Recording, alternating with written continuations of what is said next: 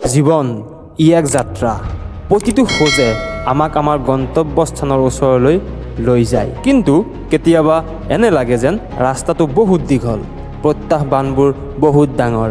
আমি উজুতি খাওঁ, আমি পৰি যাওঁ আৰু আমি নিজকে প্ৰশ্ন কৰোঁ, কেতিয়াবা সেই গন্তব্যস্থান আমি পামনে? হয়তো আপুনি এতিয়াও সংগ্ৰাম কৰি আছে, হয়তো আপুনি বিপৰ্যয়, হতাশা বা সন্দেহৰ সৈতে এতিয়াও যুঁজি আছে। আপুনি অকলশৰীয়া নহয়। সকলোৱে এটা সময়ত এনে এটা মুহূৰ্তৰ সন্মুখীন হয় য'ত তেওঁলোকে নিজৰ পথক লৈ প্ৰশ্ন উত্থাপন কৰে, য'ত সকলোৱে ভাবে এই সংগ্ৰামৰ কি মূল্য আছে।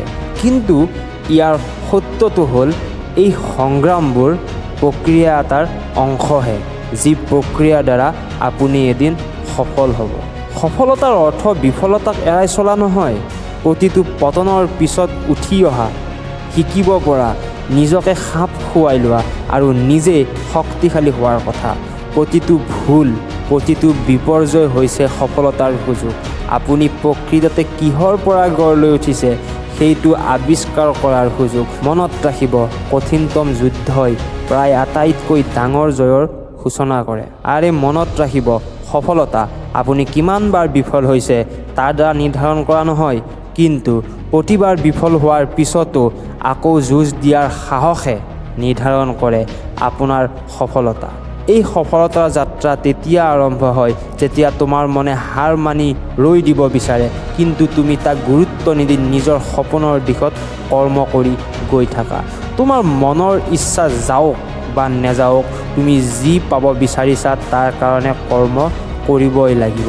এইটোৱেই আপোনাক বিশ্বাস দিব যে আপোনাৰ ভিতৰত কিবা এটাতো আছে যাক কোনেও কেতিয়াও নষ্ট কৰিব নোৱাৰে। পাহৰি নাযাব, এই যাত্ৰাত অকলে খোজ কাঢ়িব নালাগে।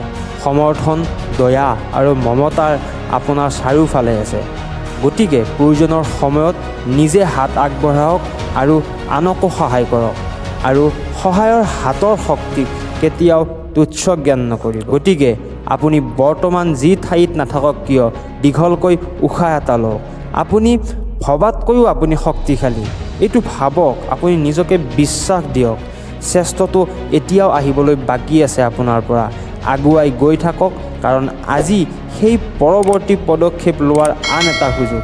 আপুনি যি বিচাৰিছে সেইটোৱে পাব। থেংক ইউ আজিৰ বাবে।